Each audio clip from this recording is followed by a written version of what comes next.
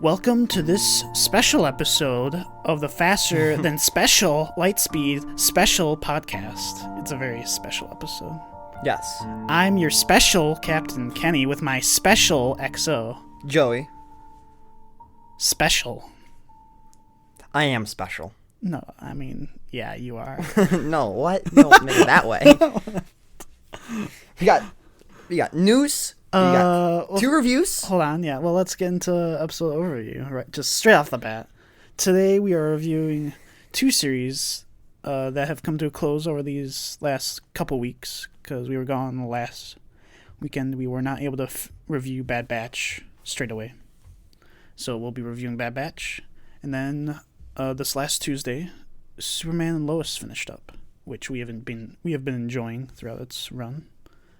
So we'll be reviewing season 1 of that. Mm-hmm. So, and we've got a lot to talk about with these two shows. We got a lot, and we got plenty. You've got good news, yeah. So, I'm not even gonna cover all the news. I'm just gonna do the ones I feel like we can talk about pretty well. Yeah. Because oh boy, did a lot happen. Yeah, and this will be also the last episode where you and I will be in the same room for a bit, I think. No. We'll have one more episode. Yeah. We'll probably record one on maybe Wednesday. Yeah, we'll see. But yeah.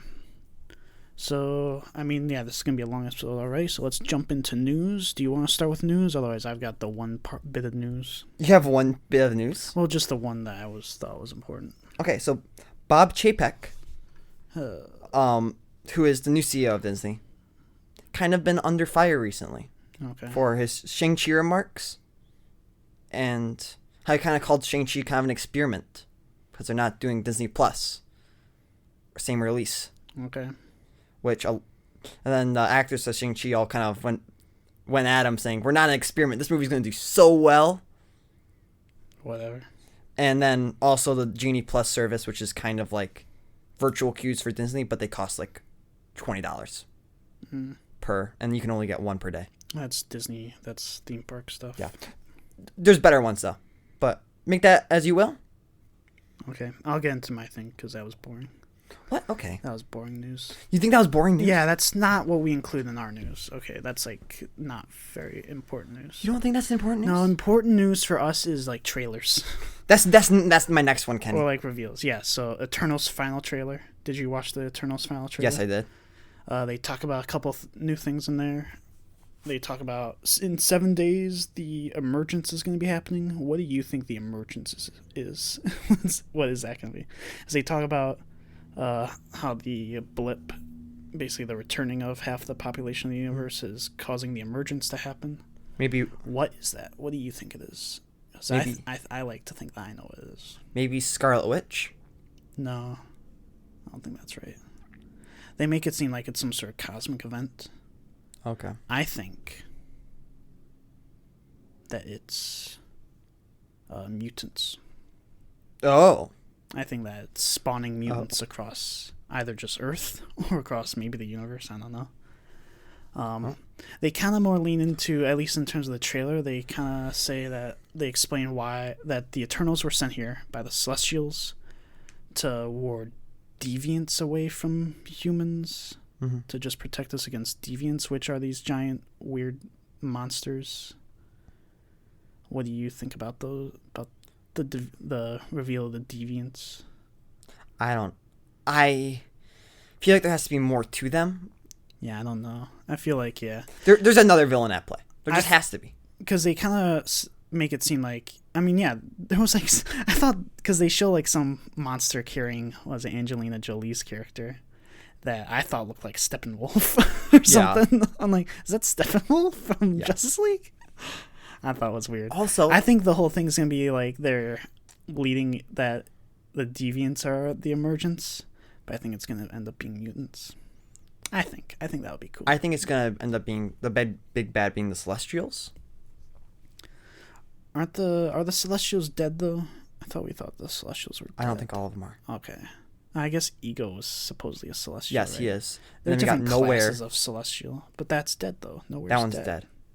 Then we see in the trailer, I think... You see the one that was on the screen in Guardians of the Galaxy, right? Yes, and then there was one in the trailer, which is a different one. No, isn't that it, though? I thought that was it. I heard that it was a different one. The guy that we see in this trailer was like some judge guy. what was his name? The Living Tribunal. I don't know. I think that's a different thing. We need to see the movie, I think. Well, yeah, obviously. But did this trailer get you more hyped for this movie? Yes, because now they just basically have their own Superman in the MCU. They did show, I don't know what the actor's name, I know he's big Game of Thrones, but he was definitely like, is this Superman? He's just lasering monsters and stuff.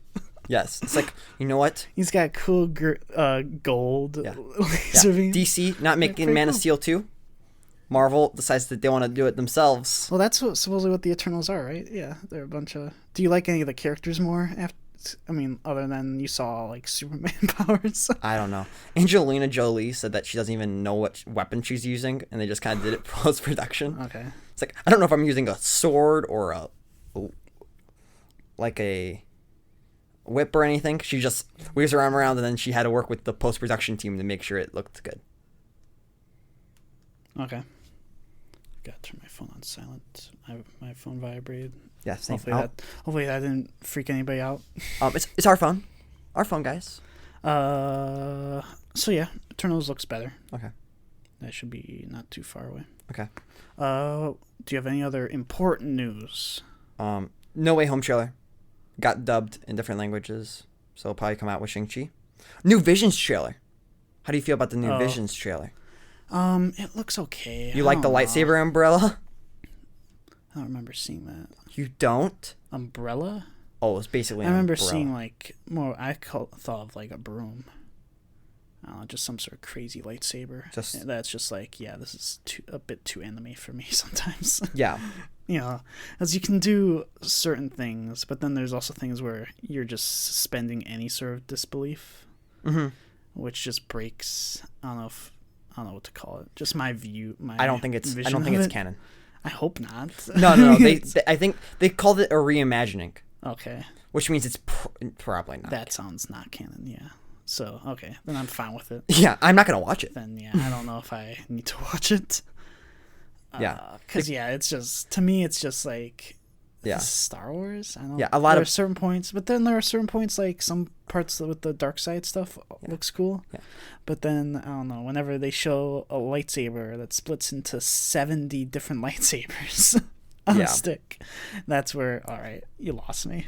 This is too much. Yeah, that's... Or there's the rabbit person in there, which I guess might be a play off of an actual old Legends thing, but Legends sucks, so... Yeah, Legends sucks. We are against Legends on this podcast. Against a good majority of it, so... Okay. I don't know. It's just... It's too weird for me. How do you feel about Call of Duty Vanguard? I watched the trailer... Because at first I'm like, I don't know if I need a World War II Call of Duty game right now. Because, what was it? The last one wasn't that good with World War II. And we got 2 other shooters that are going to be huge. We got Halo Infinite coming out. And the next Battlefield, was it 2042? Which, I don't know how much I'm going to be playing those. And then I add Call of Duty on top of that. I don't know if there's any room for Call of Duty. Watching the trailer... It was just a cinematic trailer. I don't think there was any gameplay in it that I watched, at least. No. It looked okay. It showed off the different fronts that you play on, and they have a good variety of fronts. They have North Africa, Pacific. Yeah. And I forget where in Europe I think just the Western Front, they said. Yeah. North Africa looked like it was more British, though. I want Patton. But... Yeah, I want Patton. If it has Patton, I'm playing it. I'm playing it if it has Patton. If Patton's like anywhere in it, you would have to. If they have some depiction of Patton, I don't think they are. I don't think they would do that. I think and it's also weird. I also thought it was weird because they like show like the Western Front has the British flag next to a red flag with a white circle with just the Iron Cross in the middle and not a swastika. Yeah. I thought that was weird. I'm like, that's not the Nazi symbol. Just show the Nazi symbol if you're going to, even if you're not going to do the Nazi symbol, don't like try to trick people into thinking it is. Yeah. Into thinking that's a swastika by doing a Nazi flag, but just replacing the swastika with a cross. At least just do, I don't know, some sort of German, because there were other flags, I'm pretty sure, at that time. Yeah. Outside of the Nazi flag. Yeah. I'm pretty sure. Mm-hmm. So that was something I thought was weird with it. So, but I'm willing to bet I probably won't play it unless patents involved in like the North You're gonna look it African up stuff. at some point, and you'll be I like, will. "Oh, patents in it." Yeah, 100%. But talking about, because you mentioned Halo Infinite, Yeah. this is heartbreaking news. Oh yeah, I think I read this too. No co-op campaign or Forge at launch. Right, which seems crazy. But I guess this campaign is different than other campaigns, so I wasn't sure if there was going to really be co-op anyways. Oh, well, you're wrong. Because last year in July of 2020, they said they would have split screen and co-op at launch. Right. Which, oh my gosh. How would that have launched? Did they say campaign with that though? Yeah. Or for, yeah, I don't know. That's bad news. That's weird. Because what were they gonna do? Were they gonna people were wondering if they were gonna release a broken game? Right. Then we would have gotten 2 Cyberpunks basically. That would have been awful. Oh yeah, that was Cyberpunk. You said was like $10. I was gonna look to see if that was still $10 on Steam or something. Well, no, that was just on Xbox. Right. I wanted to see if it was $10 on Steam. But that is heart-wrenching news because that's how we first basically played Halo. Well, yeah. Was playing Halo Reach split screen. Yeah. On our Xbox 360. But we don't really need that anymore. Of course we do. Of course we do, Kenny. No. Of course we do. But yeah, I mean, Forge especially though is weird, because I mean, I was reading comments on, because they released a developer update. I didn't finish watching the whole thing.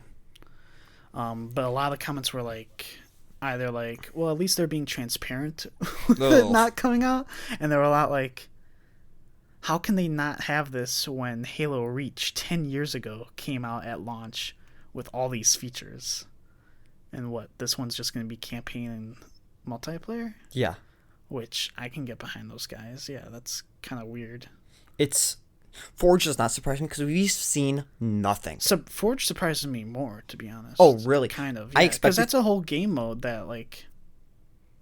that has been in Halo for a lot. I don't remember. I didn't keep track of Halo 5, but like the 3 games before 5 all came out with Forge at launch. Yeah. If not 5 as well. I don't think 5 did. I don't think it did either. But Halo 5 sucks. So, but you know, games from 10 years ago were coming out with all these features at launch. And as a not game developer, I don't know how that works. How increases in technology makes it so it takes way longer to create game modes and stuff.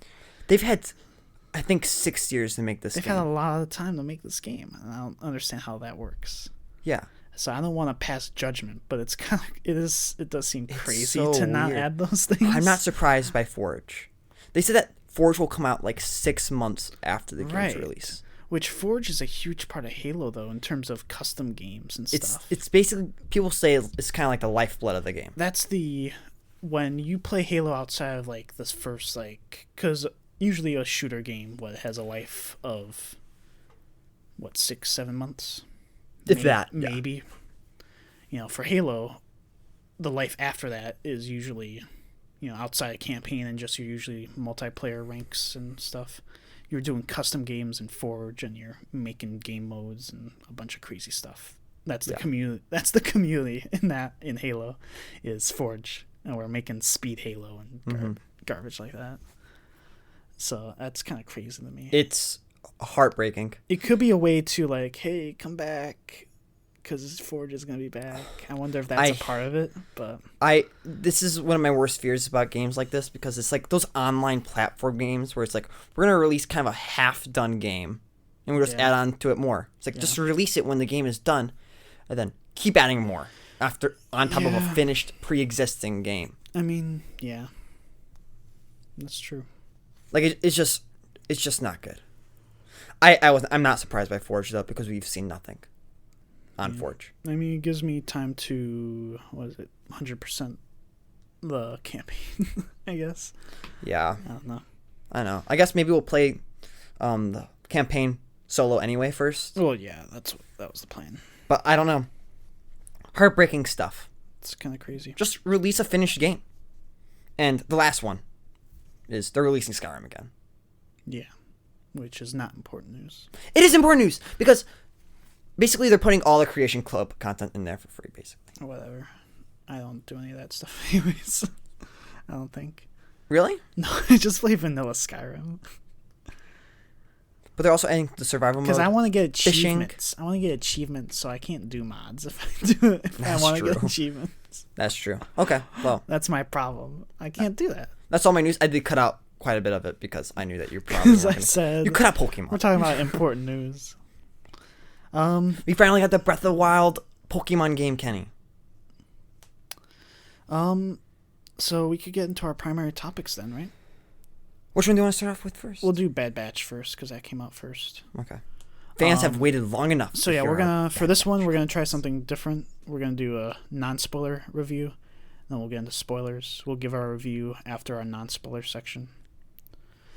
So Bad Batch. So this is a spin-off of Clone Wars, which came out a year before this show came out. Yeah, or the final season. So you met the Bad Batch, which are just all genetically engineered, altered clones to make them special in some ways. Mm-hmm. And you're watching them, and the Empire. It's directly after Order 66. You see Order 66 happen from their perspective, and it's all right. And the Empire's coming, and Bad Batch might not agree with the Empire, so they leave and they do kind of A-team jobs. Having not watched the A-Team, they did A-Team jobs. Okay. Is that a good description of the show? Without any spoilers? Not always. They had some good moments. But that weren't just jobs. There were some. I mean, but they were all kind of jobs in some way. They're not missions, real missions, because they're not working for military throughout most of the show. Yeah. So, no, we never gave a review on the first episode. The first episode was okay, right?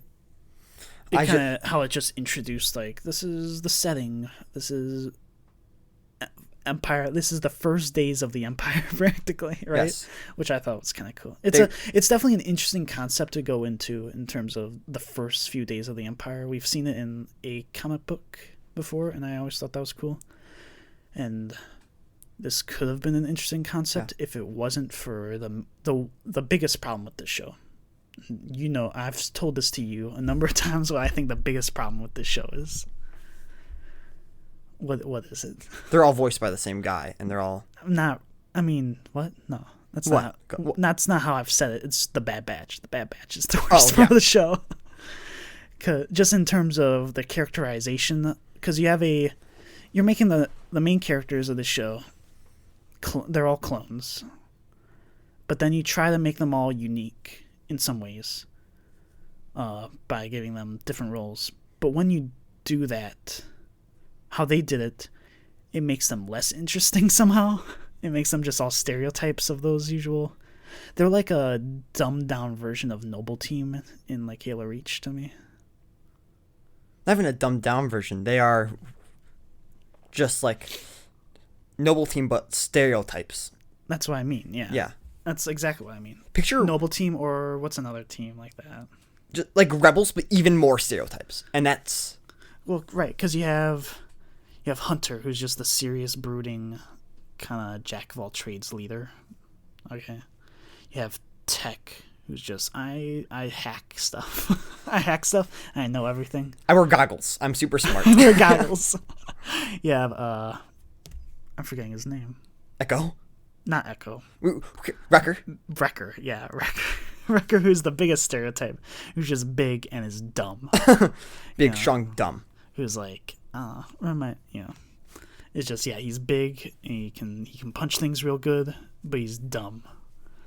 And then you have Echo, Echo just doesn't get into play if you're watching this show. Don't watch it for Echo. Echo is not a part of the show. This is not spoiler, This is, Echo, they just don't really play with really at all. He gets like one episode where he could have maybe done interesting stuff, but I watched some clip. I'll get into that in spoilers, but and then you have I don't think this is spoilers to mention Omega, who's like she was in the trailer. The new part of who's the new part of the team. This female young clone, who we can get into spoilers on her later, but she could be interesting. I don't know too much.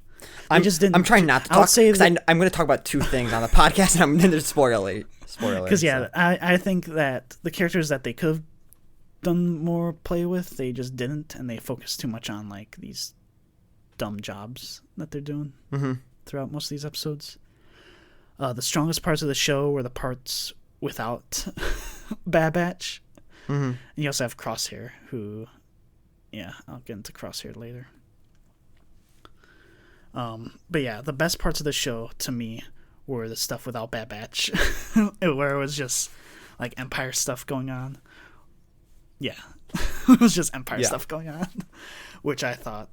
Because do you remember my initial idea of what the Bad Batch should have been?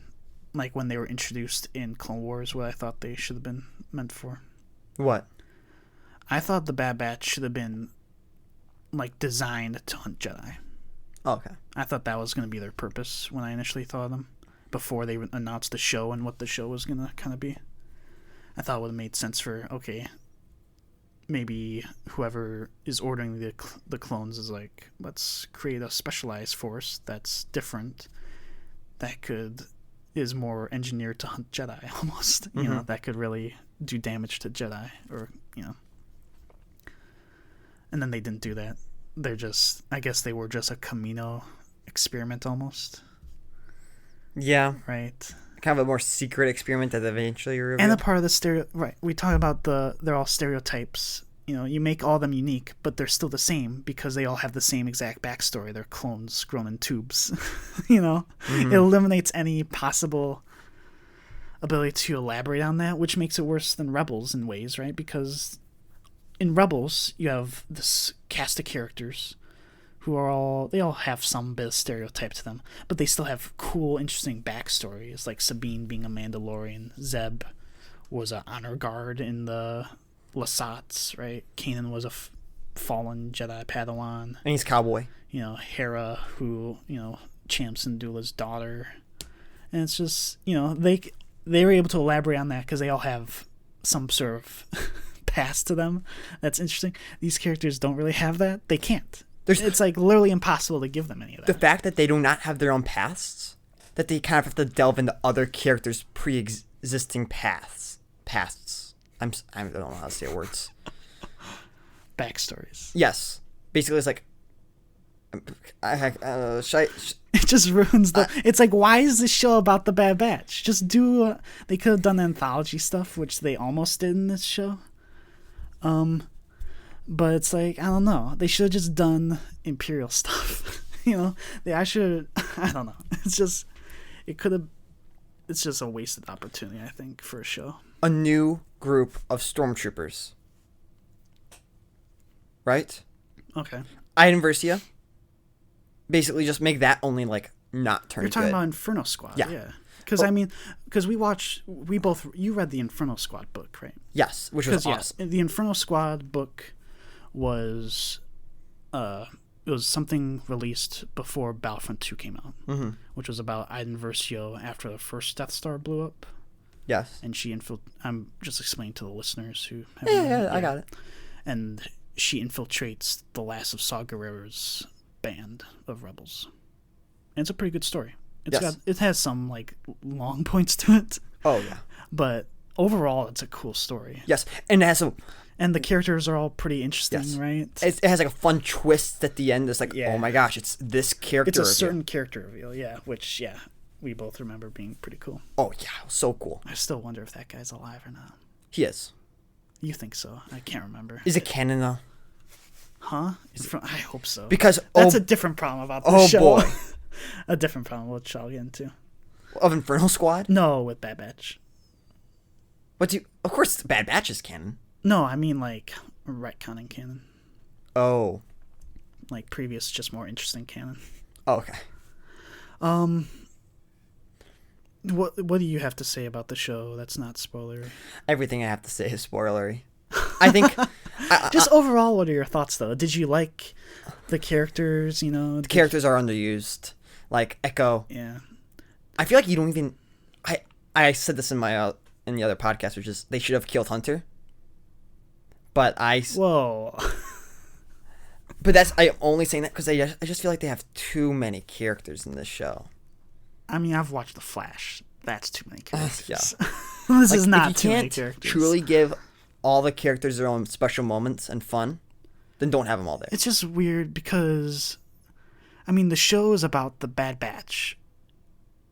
And yeah, they never give... Usually for most of these shows, they give, like, some character the spotlight for this episode, for a certain episode. That's like what it is for Star Trek, right? Mm-hmm. It's like, all right, this episode, this character has the spotlight. You're giving Data or whoever the spotlight. Yeah. For this show, they don't really do that unless it's Omega. Right? The Omega, the female clone. Mm-hmm. Which leads to it. Wait, you said that she was a female clone? Yeah. You can't. That's spoiler. Everybody knows she's a clone. That's spoiler. She has a New Zealand accent. Everybody's already watched the show. Everybody's already watched the show. That's listening. Well, okay. Well, let's finish. Do you want to finish up non-spoilers then? Yes. I don't know. We didn't do very long non-spoilers, but what is your score for it? Score? Yeah. Oh, a 1. And I'm going to tell you why in the spoiler section. You're giving a 1.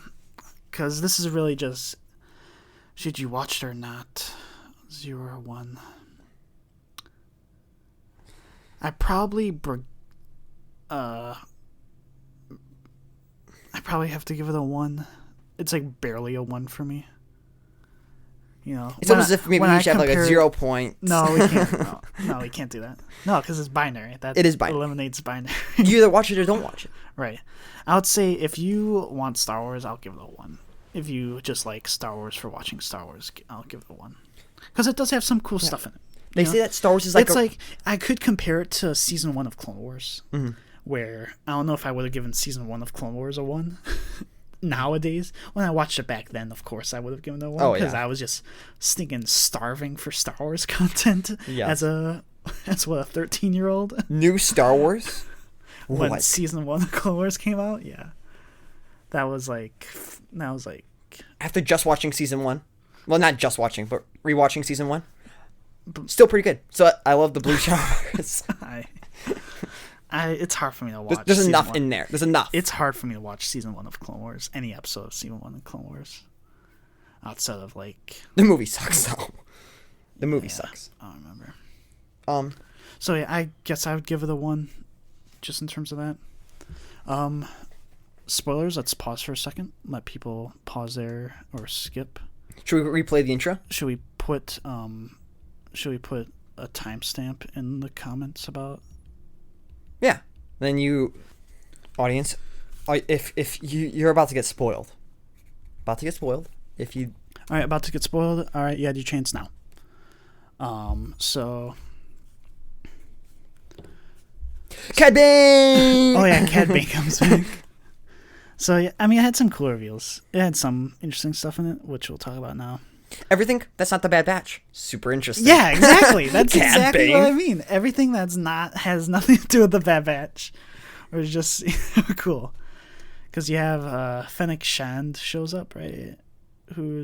She's okay, but it's more interesting when Cad Bane shows up to kidnap Omega. Did you ever listen to because they released the song when Cad Bane shows up? Okay. We got a Cad Bane theme. Oh, do and we it rocks. Doesn't it rocks? It's like so Western and it fits so well in the universe. Right. Give it a listen on its own. It's like, this is why. So I mean, you know what my favorite arc though in this entire show is, which is it's Admiral Rampart. Yes. With Crosshair creating the stormtroopers. Oh yeah. That's the most interesting part of the show. Overarching thing of the show. Mm-hmm. Where it's just Empire doing Empire, preparing the Empire stuff. Yeah. That's the most interesting part. And the Bad Batch has really nothing to do with most of that. It's really just Crosshair, because Crosshair leaves the Bad Batch in the first episode. He's like... Who's the person I was looking forward to the most? I've got the chip in my head. And then they lead who... they recruit like actual stormtroopers. Well, they called them like the best of the best in the galaxy out of like normal recruits. and those were like the most, and they run like the Bad Batch's like first like mission in the show, and they just kill Saw Gerrera's band. You know, some I forgot Saw Gerrera was even in this show. Yeah, Saw Gerrera was in the first episode, right? First and second. Mm-hmm.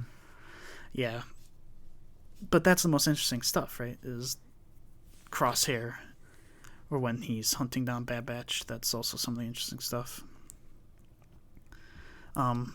Otherwise, other stuff way more exciting than Bad Batch stuff is there was the one episode where they only appeared in it for 2 minutes, I'm pretty sure. Yes. Which was on Ryloth with Champ Syndulla and Hera. Mm-hmm. You know, and Hera's mom, who I forget the name of. And they're just, I don't know, they're just welcoming the Empire into Ryloth, and they're like, oh, we gotta give up our weapons and stuff. Yeah. That was the best episode. I still think that's the best episode in the show. Would you agree with that? I would have to say probably the one where we see Cad Bane for the first time. Okay. Because that... Where Cad Bane just blasts Hunter. Which, that reveal for Cad Bane was spoiled to me, actually. Really? Kind of. Only, I thought Cad Bane was going to die by Hunter. Oh. Because it was kind of like Hunter shot first. Well, yeah, and then it showed a picture of Cad Bane, and that was my photo. I was like, what is this? So we discussed it, but I was surprised by Cad Bane coming up because there was a never released episode of Clone Wars, or a never finished episode of Clone Wars, which was where Cad Bane basically gets shot in the head by Boba Fett. Yeah. Which, since it was never released, I don't think it's officially canon. But Cad Bane really puts that dent in the top of Boba Fett's helmet. Mm-hmm. That if you ever look at Boba Fett again, you'll probably know what I'm talking about. Yeah. And you can look up the scene online. Boba Fett kills Cad Bane or something. And it's a storyboard, and it was all voiced out and stuff. It was really cool. So we're still not sure if that happened. That might have already happened, though. You were saying. Oh, because he has a bit more metal on his... Right. Which, rewatching Clone Wars, that is absolutely true. He has more metal on his head. Right. So maybe he survived the showdown? I kind of like the idea that Boba Fett takes over the mantle of best bounty hunter in the galaxy by killing the last one. I absolutely agree. I feel it. So, I don't know. I almost would like to see that story come into this show. Yeah. Because I don't think it needs to. I don't know what the plot of that was. I think the plot was to kidnap Count Dooku, but they could alter that, like they altered. Oh, they other absolutely stuff. can. I'm willing to bet the fight did not happen. You would take that bet? Yes. I don't know what I would bet. I hope we get to see that just redone in here. You get to see. I think that would have been more interesting than stuff that they've done. I want to see Bad Batch do more bounty hunter-y stuff. I think that could be cool. Did they nerf Cad Bane? I mean, if he was shot in the head recently, I think it's a natural nerf. Let's say he did not get shot in the head. Okay. Did they nerf him? You're talking about his fight with Fennec? Yes. Yeah. Because a lot of people say that he was nerfed. Even though I say that Cad Bane probably kind of more so won that fight, it was still like he did, right? Close. I mean, he did win it. I'm still not sure about what Fennec's ability is. We just haven't seen Fennec fight like Jedi before, or really head on, like hand to hand fight Mando even in that show. Yeah. So it's hard to say what her ability set is, but this is also when she's supposedly a brand new player on the field. Mm-hmm. So I could understand why you could say Cad Bane was nerfed, because he fought like Obi-Wan and Quinlan Vos head on in his shows. I could understand it. I won't say it for sure. Again, because it's possible that he was shot in the head not too long ago and was reconstructed or whatever happened to him. Which would make sense then, maybe why he's not as good at what he was doing. So I won't say that he was nerfed for definite. I probably won't say either, but I just hear it and I'm like, was he? And I was just watching the Clone Wars episode. It's like, he's kind of taking on two Jedi at once. Mm-hmm. Like, he was taking on Quinlan Vos and then Obi-Wan Kenobi, so. Some like the two maybe greatest Jedi ever. So. Sure. Hard to say. So, what other cool... We got to see... So talking about stormtrooper recruitment, right? You get to see in the third to last episode. I don't remember what it was called. They are rescuing Gregor to prepare for, because they're really just trying to grab every Rebels character in the show. Yeah. Oh, I didn't talk about that yet. But they go to some sort of Imperial training facility where clone commandos are training stormtroopers. And I thought that was cool. I thought that was an interesting, cool thing. Yeah. I wish they delved more into what they were actually, how they were doing that there, and not just running around facility getting shot at. Because, I don't know. But, because, and I forget if I talked to you about this, but we see new Stormtrooper armor design. Yes. New, quote unquote, because the armor is actually, I think, the original Stormtrooper design from Ralph McQuarrie's art. I think you're right. I didn't even think about that. It's like exactly the same armor design, which I think is really cool. That's really cool. That's like, so I don't know what you would call this, if it's Phase 1 Stormtrooper armor, or what you might call it, but it's cool. Phase 0. Right. It's like, so I thought that was a cool thing to add in. Just as like an Easter egg, like, I don't know. They always say that if they ever are out of ideas, they go back to those old concept drawings and take whatever from there. So I thought that was cool. I like seeing the commandos doing more. There's a lot of, I don't know if memes, but like stuff about, I guess, Scorch might have been in that episode. Okay. From the clone. I never played the Clone Commando game. So, but I guess, but we saw the one that had a bit of yellow and gray on him, and I was pretty sure it was Delta Squad. I don't remember. Yeah. So, but suppose I feel like there were 2 of those guys though in that episode. There's a bit of Delta Squad stuff, because like apparently there's like some audio from Delta Squad game that they put into like the episodes, and it was just kind of in the background. Okay.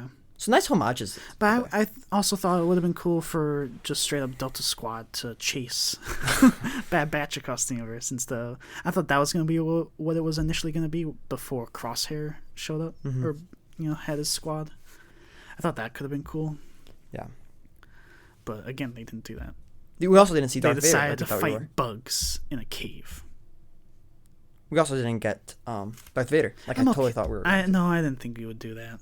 I was like, I feel like this is pretty set up, because you also thought maybe they would put an Inquisitor in here, but I think they made it really clear that this is not about Jedi or anything of that, really, after Order 66. Because those are all just, they're exclusively trying to wrap up Jedi stuff in terms of the story. Because we know what Darth Vader is doing in this time frame. He's fighting Cal Kestis.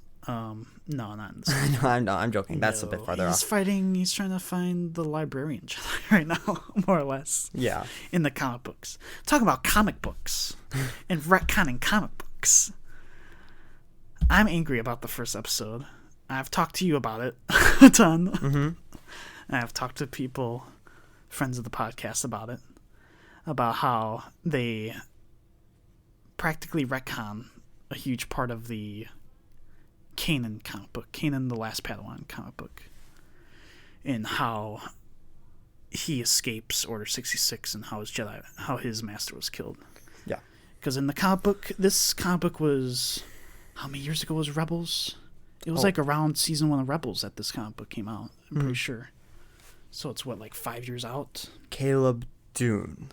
Doom, not Dune. Dume, I believe. Dune, next week. Yeah. But, because in there, it's like, it's just a way better way. I don't know, because they set up, because you have, I forget if it's after him and his master were hunting Grievous. I mean, it must have been. But they're just on a planet, and they're sitting around a campfire, and with, like, these 2 clone commanders that he's become best friends with. And then, they're talking, and Depa Bilaba's talking about, I don't know if the Jedi should have taken the role of generals, which is something that we've talked about previously on the podcast. Yes. Depa Bilaba's like, we still could have served, but I'm not sure if we should have had a super official military capacity, which is an interesting argument. Very. But, and then the clones get the call, and it's this very emotional scene of these clones who have been best friends with these two just snap on and try to kill them, and Kanan has to run, and he runs into a city where he gets the name Kanan practically and becomes and goes rogue and is still hunted down by those clones. And it's a really good comic book for anybody that's not read it. I would suggest reading it even still, because now they kind of retcon that Order 66 experience with Caleb meets the Bad Batch, finish up a fight, and then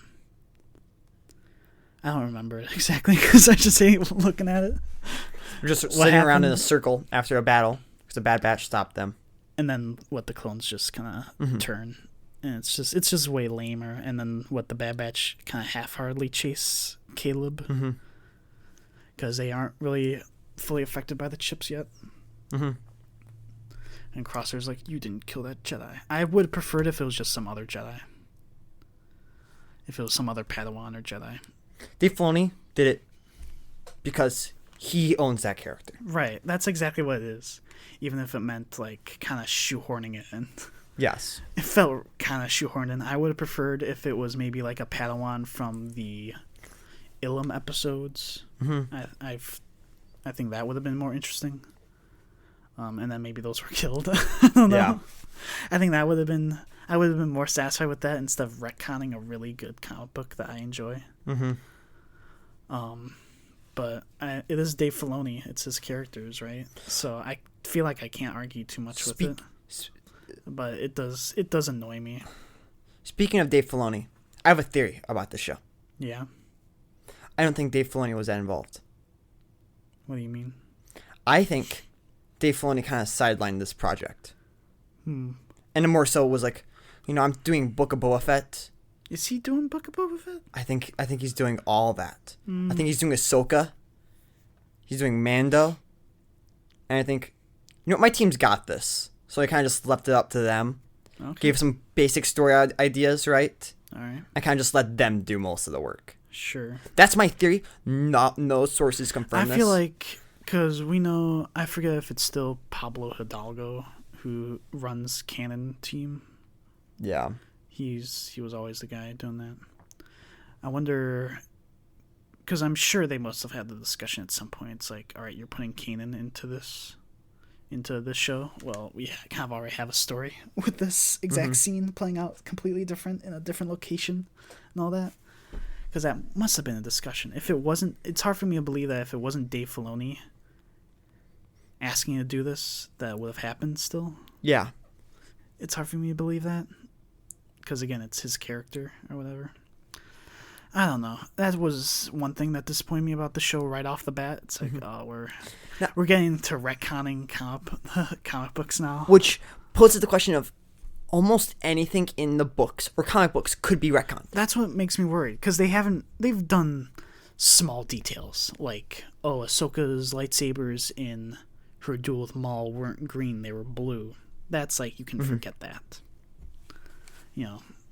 But this is kind of major. This is like an origin story for a character being like almost completely altered. Because you could argue that, okay, it's just how Depa Billaba was killed and parts of that, the rest of that story could have happened. Maybe. But that whole plan, it's hard, it makes it difficult for that to happen, for that whole story to happen. Which, I don't know. It makes me worried. Makes me worried too, because there's great things in those books. Yeah, in a lot of these. Like High Republic is even worth reading if you know it could just be retconned someday. High Republic could be a different case just because that was a time frame they were given specifically to make whatever they want. Of course, there's the show that's supposed to take place there soon. Acolyte, which I'm excited for. Yes. Female Sith story. We got our Sith story, Kenny. Who knows? But yeah. So we talked about that episode with the new stormtroopers. Then there was the one after that when Crosshair reveals that he's had his chip removed for some time. Which I didn't expect that reveal. That was a pretty good reveal. Yes. But then he kills his whole squad. It's like, I don't know about this. And that was the end of that episode, basically. And then Kamino gets obliterated, which I kind of loved. Yeah. You seeing the Star Destroyers obliterating Kamino was like, makes sense. And we're back. So, what about that last episode? So I feel like those 2 episodes we just talked about, those felt like climax, like they were building up to a climax. Then the last episode was the finale of Clone Wars, except way more boring still. In terms of we're trying to escape a place that's doomed to we'll die in, right? I was very, very sad to see Kamino get blasted up. Yeah, I mean, I wasn't sad. I was like, cool. I was like, this Really? makes sense. This makes sense as to this is what the Empire would do. This is exactly what the Empire would do, because they're the only people because they've already destroyed probably everywhere that could make a droid army. Just in terms. Well, of don't you remember when they went to Geonosis in Rebels? Right. Yeah. Exactly. Just everyone's dead. All the Geonosians are just dead. Right. It's just genocide. I mean, that's also in. Did you read Catalyst? I don't think you read Catalyst. That's on my list. Yeah, Catalyst was the prequel book for Rogue One, where I think they go into that in there still about. Yeah, they just wipe out that planet, and into one of the Darth Vader comic books too. How they just, I think maybe in both of them, they wipe out that planet. But this is the same thing. Talking about Kamino exploding. Right. So it's the Empire wiping out anybody that could produce a rival army. Yeah, which is cool. Which makes sense for them. So that's exactly what I thought was going to happen with this show. If they were going to focus on Kamino so much. I was sad because you might not know this, but I have my own character, right? My own fan fiction of Star Wars, where I'm a rebel spy. And in there, my character is a rebel spy who used to be an Imperial character, and he was supposed to be trained on Kamino. This was like old, yes, like kids, yes, kid character stuff, yeah. Which like when we would play with toys, yeah. Yes, and just seeing Kamino explodes, like that's where my character was supposed to be trained. Well, there was supposedly in the original Battlefront 2, I think there was some sort of Kamino revolution or rebellion or uprising or whatever. That I read some random article that's like, that can't happen now. I'm like, no duh. No duh. That can't happen now. But I mean, I think the very last episode, which is them running through underwater tunnels, is just the most boring episode in the show. There's like no reveals. There's like nothing. Nothing happens in that episode outside of they're trying to, I don't know. They're trying to convince Crosshair to come back, and maybe not even that. I feel like they were trying to do like, okay, how can we make the series finale of Star Wars: The Clone Wars again? That's why. That's what I just said. Which, except it's not even as interesting because there's no reveals. There's nothing. Nothing happens outside of we're running through tunnels underwater. It's just so boring. Yeah. So boring. It left much to really like grow.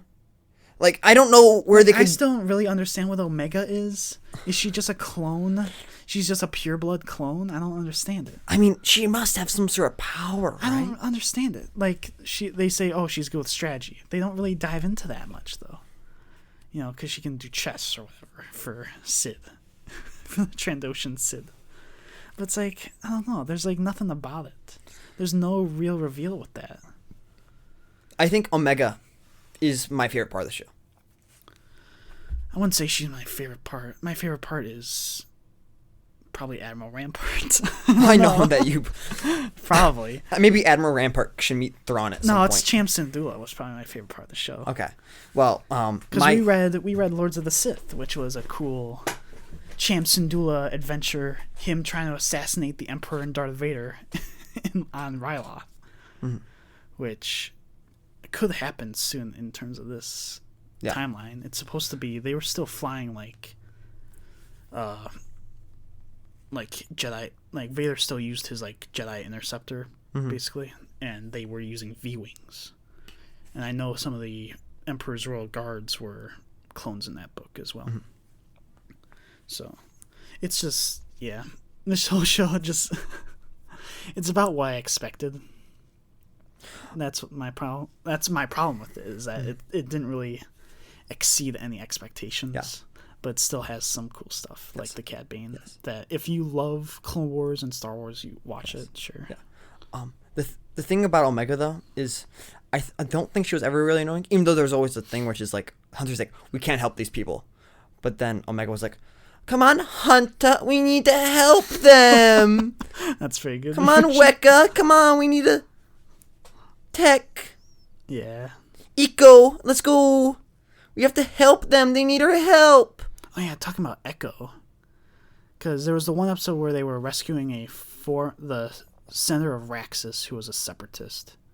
And Echo's like, I don't like doing this. I don't like helping a separatist.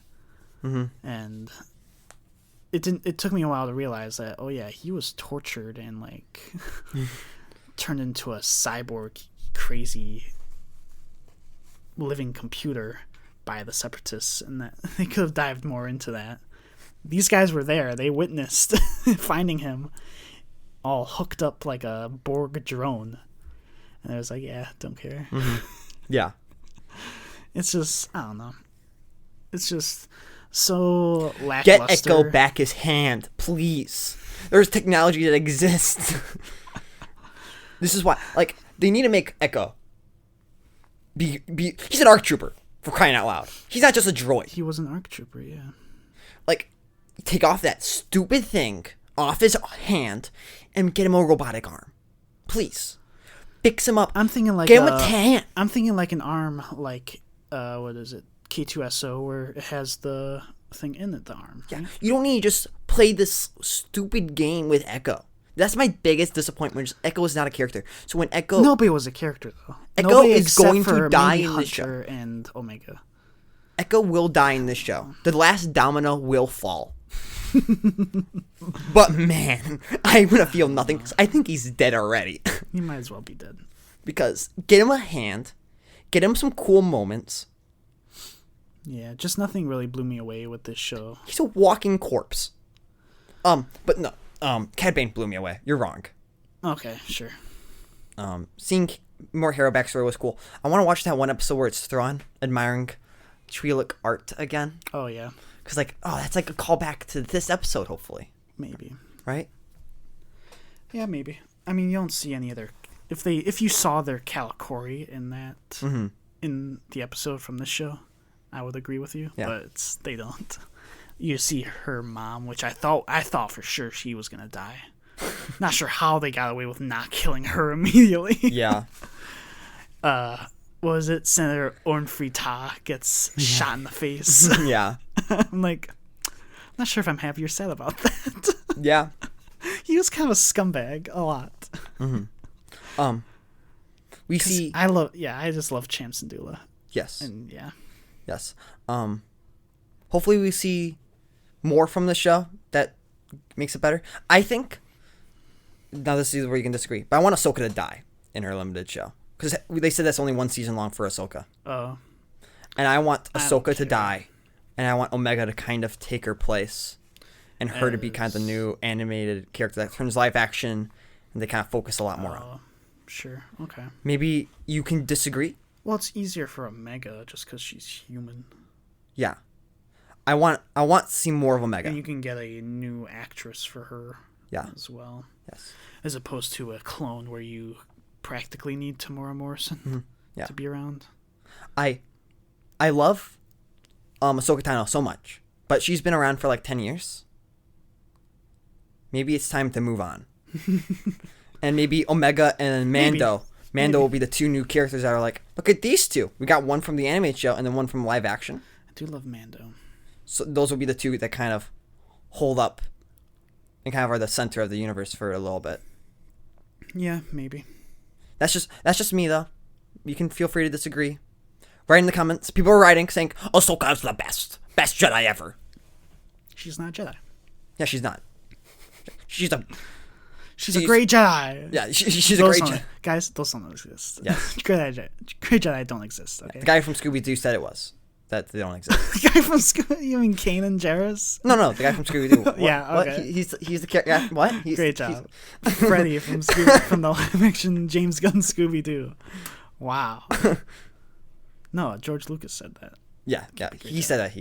George Lucas said it, which I believe because it's dumb. Legend sucks. Yeah, and anybody that says Qui-Gon Jinn was a great Jedi, you're wrong. He wasn't. No, he was very much light side. He just wasn't a part of the council. He just was a better Jedi. Yeah. Really. All right. All that. Yeah. So yeah, overall, you seem to like the show more than I did. Yes, for the pure reason that I think I stepped away from like, okay, Bad Batch sucks because they don't focus on what Echo. What are your hopes for theoretic. the show going forward? You want to focus more on Omega? the characters? Yeah. Yes, I think they need to make Echo a viable character in the show. You thought Thrawn was going to show up at some point. Do you want Thrawn to show up in this show? Oh yeah, I forgot I even Do said we that. want to retcon that book in terms of No. character showing up? They wouldn't need to Because they got the original original writer for the Thrawn books to come back from Legends. It's like, okay, you know what? You gotta try it again. It's his character. I feel like, for the most part, it would have to fit like between some of the stuff, yeah. Because there are definitely areas in those books where there are time jumps, and they could do that like between his promotions. Mm-hmm. So they could make it work. It could be interesting as well, but yep, it's the fear of like stuff. I don't know. Yeah, it's a weird. If time. they had to retcon another one of these books in this time frame, I think it would be cool if they did Lords of the Sith. Okay, but the Bad Batch was there, helping Champs and Dula. Okay, maybe we'll see that. I don't know if it was like Bad Batch with Champs and Dula attempting to assassinate the Emperor and Darth Vader. Yes, I think that would be badass. Yes. But they're not doing that. Yeah, I feel like I just like the show better because I think I'm more forgiving to the show. I'm not. I just give Echo his hand back. Whatever. Also the character development also kind of sucked. I feel like Wrecker was the only character that got like true solid character development, and Hunter a little bit. Sure. I mean, Crosshair really. Crosshair was cool because he's pulling. It almost feels like he's pulling a Khan, like a Khan Noonien Singh. Yeah. Where I'm a genetically engineered person. I'm better than people. You know. Yeah. I'm better. I'm just better. So why should I have to, and the Empire's better. It'll give me the opportunities to be better, Which brings up another thing. Is that they kind of make all the regs seem like they're mean to them, right? But then they just always refer to them like, oh, look at these regs. It's like, no wonder why people don't like you. You're like trying to treat everybody as if they're lesser than you. I don't know. It's a weird mixed signaling with this group. I don't know. But you understand my point. Yes. Where it's like, yeah, Crosshair's like ready to start on the genetic augmented camp crusade almost. I don't know. It'd be weird. It'd be real weird. Mm-hmm. But yeah. I think that's a wrap up for Bad Batch, right? Bad Batch season 1. Yep. I want Omega to take Ahsoka's place. I think that's kind of the biggest thing that I feel about the show. Okay. I've said that 5 times. For the future of the show. Yes. And just the future of the Star Wars universe. Yeah, I gotcha. All right. What's her secret? Still don't know. Still don't know. Bull. And we are back after a short break. We're gonna dive right into just like 10 minutes. Just like 24 hours break. Over 24 hours. So, let's get into non-spoilers Superman Lois review. Yeah. So, first, do you want to do like a short synopsis of Superman Lois? What do you think the story was? Superman and Lois, right? They have 2 sons. Mm-hmm. Jordan and Jonathan. Mm-hmm. Jordan has depression and anxiety. Yeah. Jonathan, super cool football guy. Mm-hmm.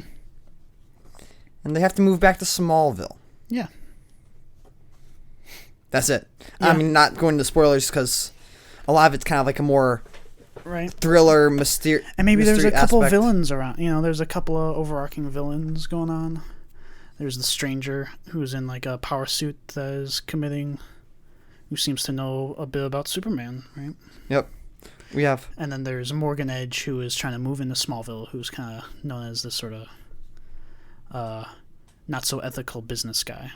Yes. Right. It's kind of like, it's almost like the Stranger, they call him, the mechanical suit guy. They call him, the Stranger. He's more like Superman's villain in the beginning. And then Morgan Edge is like Lois's villain, right? Would you agree with that? Yeah. That's all introduced in the first episode. Yes.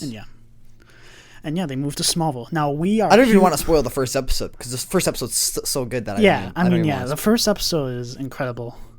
I don't know if it's spoilers, but just how they recap. Like here has been Superman's history up to this point, because everybody knows like most of the story of Superman.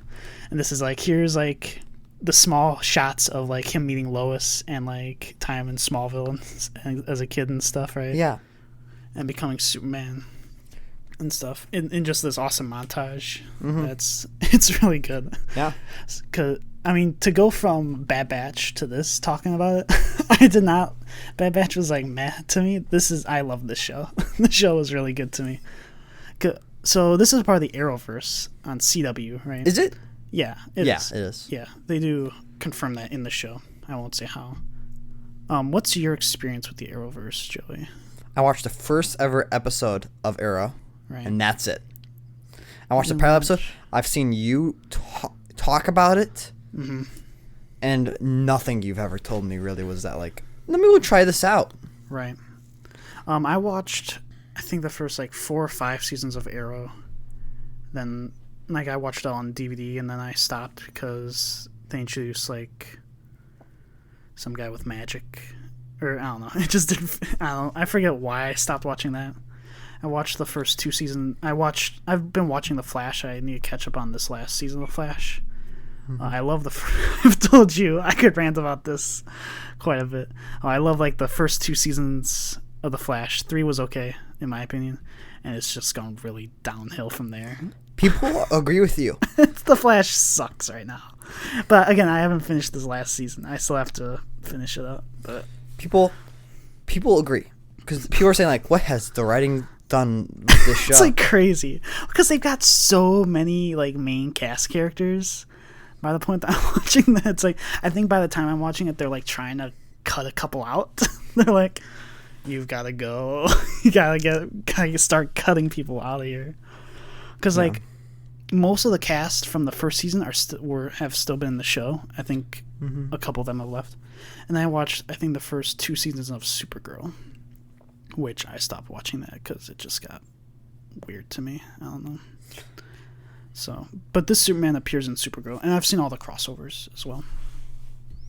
Right, you haven't seen any of the crossover stuff, right? I know Brandon Routh is in it, but not playing the one that he's in Superman Returns. At least I don't think so.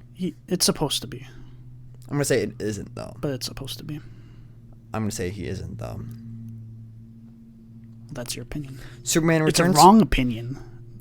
But it's wrong. Superman Returns. Great movie. It's meh. Great movie. It's not about Superman, though. It would be so much better if they didn't get. Let's talk about this. Let's talk about this show. They didn't have 2 predators. Let's talk about this show. So, in the movie. How do you feel about the cast of characters? We've talked about for the other review. Let's talk about these characters. So we have. How do you feel about this Superman? First off, because this was your first introduction of this Superman. Yes. You didn't see him in Supergirl and stuff. So. Yeah.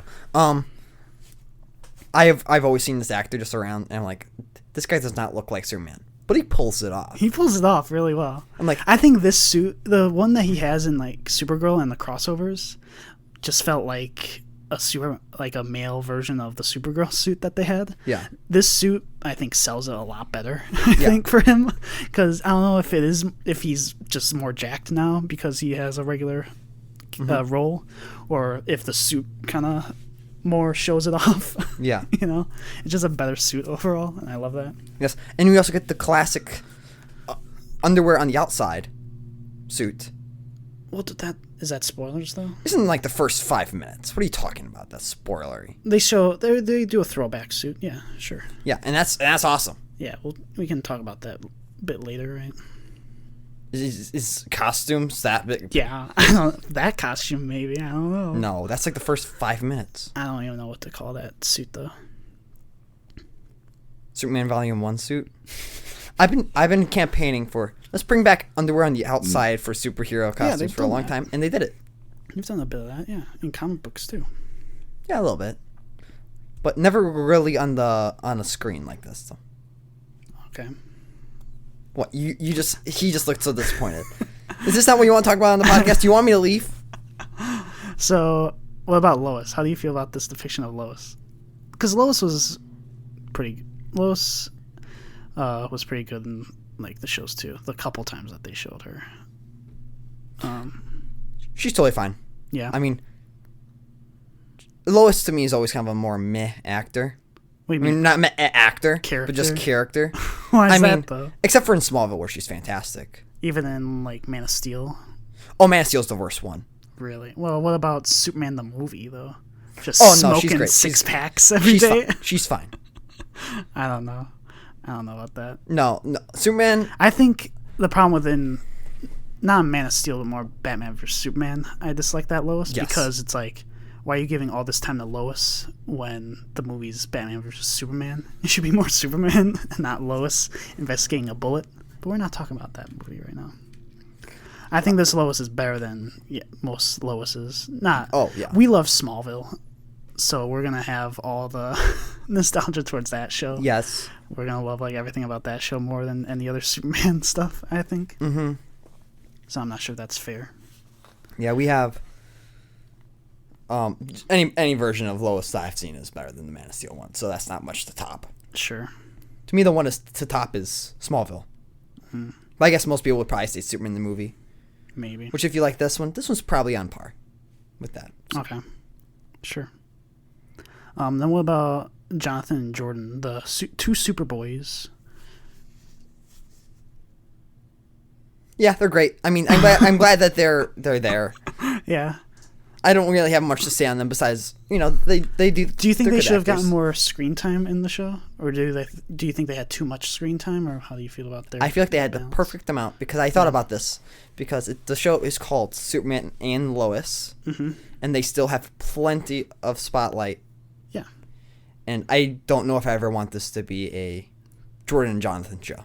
Sure. Okay.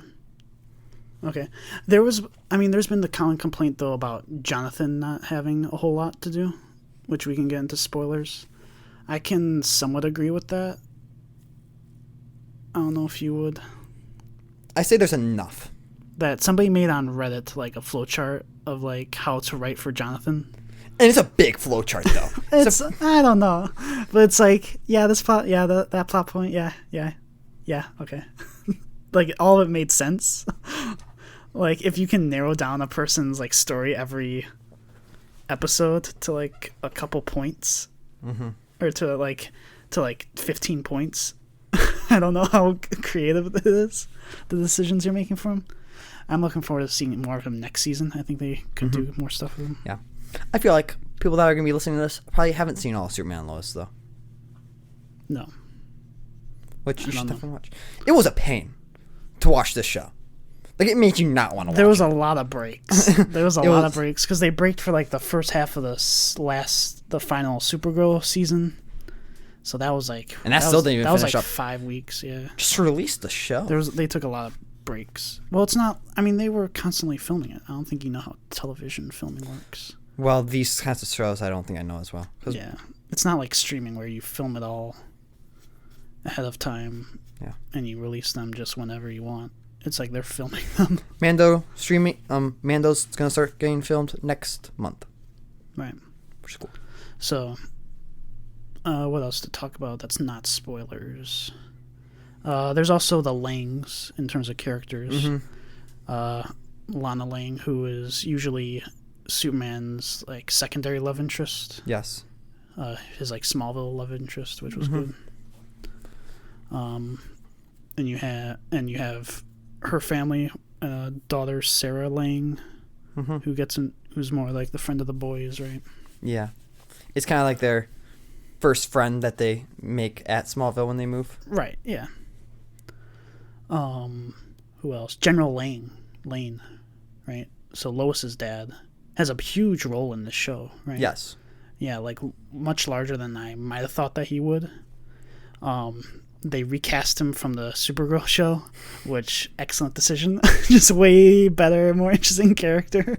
Yeah. Just a really good character. I really enjoyed him in this show. Like, he makes it's that classic, like, you kind of try to make him the bad guy, but in here I think a lot of his decisions are justified.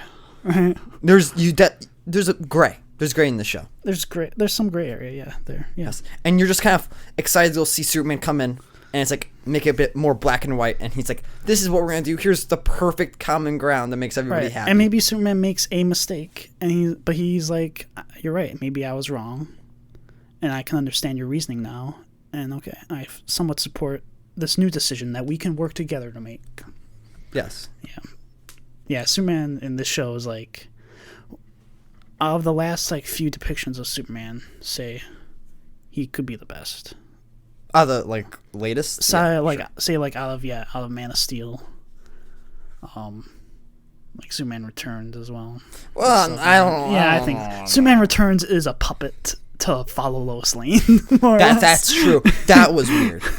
I would give that movie a 10 out of 10 if it wasn't for that. If it wasn't that they just don't do anything with Superman. No, that Superman's we're not talking about stalking that. People. And we don't rate out of 10. You idiot.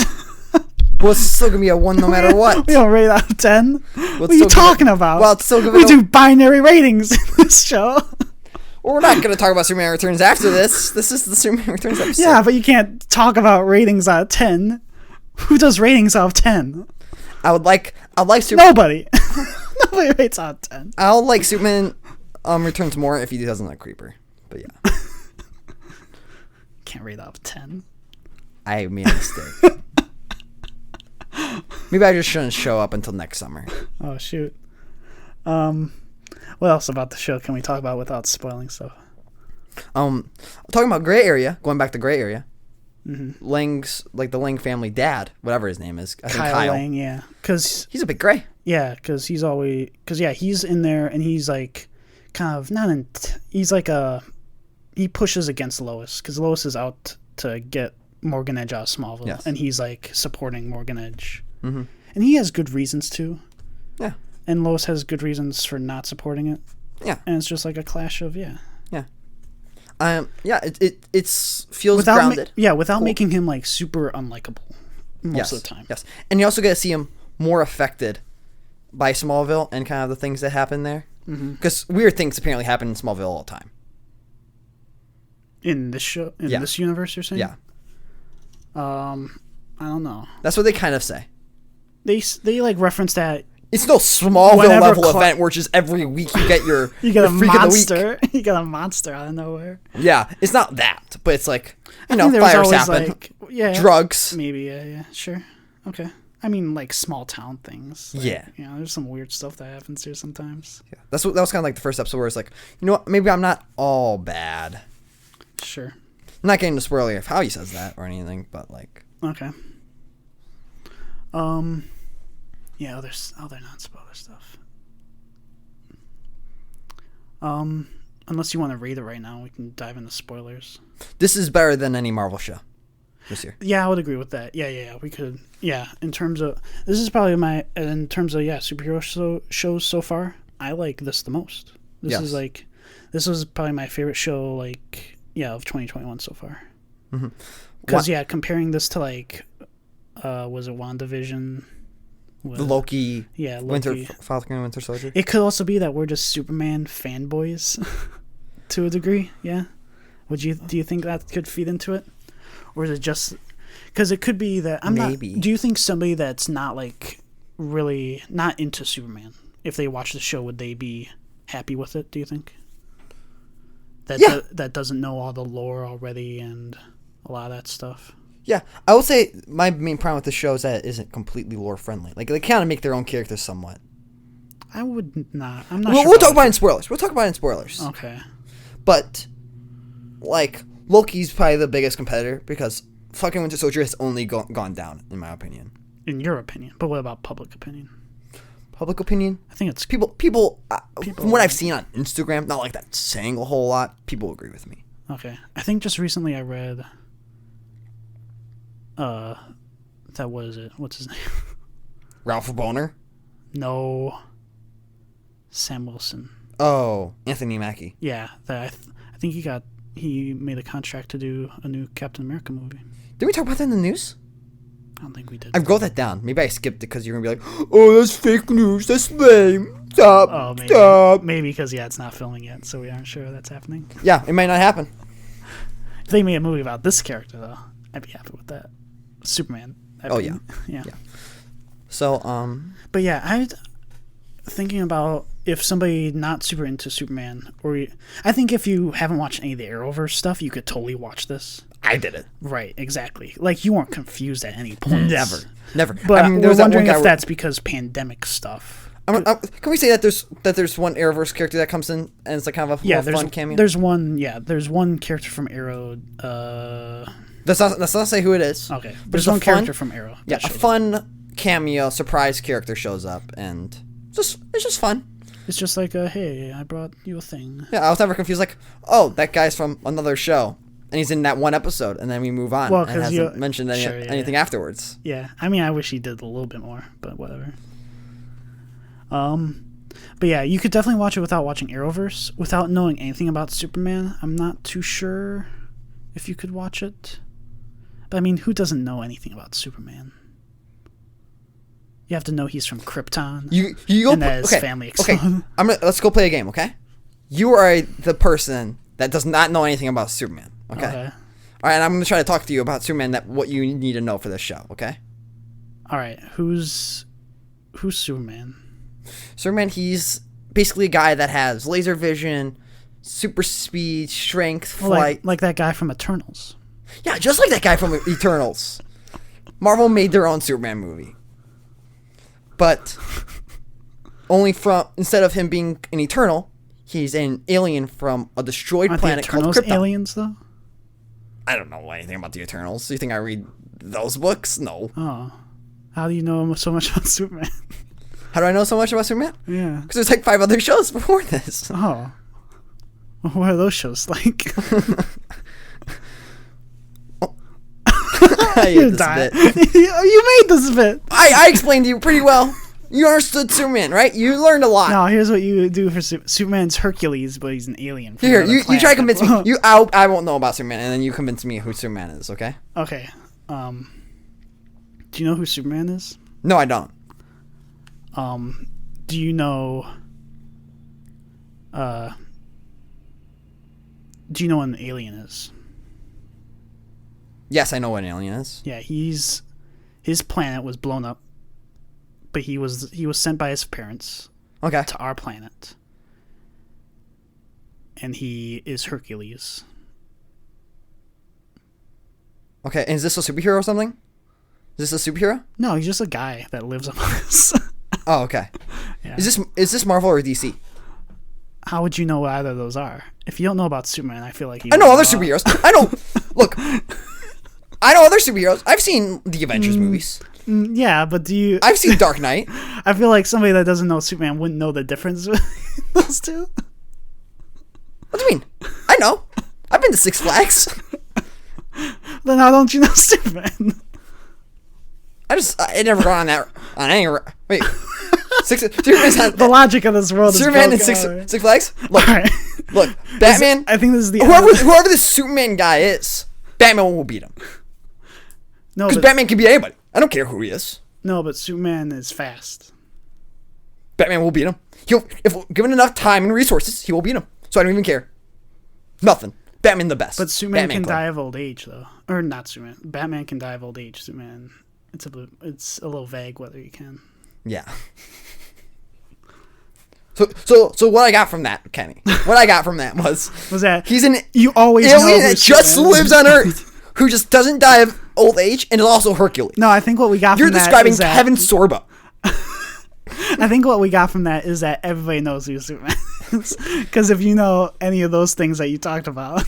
Six Flags? Yeah. I think you know who Superman is. So, yeah, I think anybody could watch this show.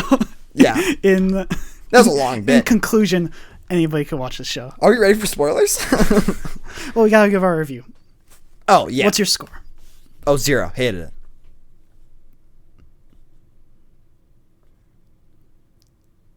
actually? No, it's a 1. It's a yeah, 1. I would think so. I'm not giving Bad Batch a better review than this show. Yeah, and I give it a 1. I love this show. It's everything from the soundtrack to the characters to the costumes to the settings. The effects at some points were meh. Like there were certain points, but there were other points when it was like, this is incredible effects for a TV show. Oh, absolutely. I've never seen it like, oh, this is so jarring I can't watch. Right. Sure. Yeah. When there have been points like that in like the Flash and stuff. You never watch a cable television show for the effects. Sure. Just let you know. Yeah. The only show that has like had a TV show budget like this that has done good effects is the Star Trek Discovery. The problem with Star Trek Discovery is that everything else That's sucks. on streaming though. Oh yeah, it is streaming. They released the first episode was on cable. Yeah, but that's to like lure people into a new streaming service. Yeah, it is. So yeah, that's a 1-1. That's a 3. Did it really convince anybody to go get streaming? Because we were just gonna do it no matter what. Do you think? I don't know. You'd be like, "Whoa, now I'm really invested in this character." So we're breaking for a second. We're breaking. So yeah, now we're talking about Star Trek Discovery. Until then. No. Yes. What's up with this Michael Burnham? We should give. I'm interested to see what she does. She's going to jail. So yeah, so that we will drop into spoilers now. Be warned. They're grabbing for their phone. Okay, so yeah, now spoilers. Wait. I don't think anybody. Okay, I think they had. Okay, they just paused it. Okay, they're good. The last person has just left. Okay, so now. Welcome back if you just watched the show, because I don't think a lot of people probably did watch this show. I mean, it had enough viewers for like the first episode, but. Yeah. So this show was awesome. So many reveals. Yes. So many reveals. Yeah. It's very much a thriller. Because what's the first? First episode they try to trick you, right? thinking that John Henry Irons is Lex Luthor. Like right off the bat, they're like the stranger's Lex Luthor, probably from another planet or something. Mm-hmm. It's like which got us. All they needed to do was make him bald, and then we believed it. Bald, and the robot had to say Captain Luthor. Yes. It's like wow, okay. But then he turned out to be Steel. John Henry Irons. Yeah, which is pretty cool. And I did not expect it like at all, and I don't think anybody else did either. No, they pretty much tricked everybody that he was probably a Luthor of some kind. Yeah, because they made him bald. If he had hair, no one's gonna believe that. But I don't think Steel has hair either, though. I don't know.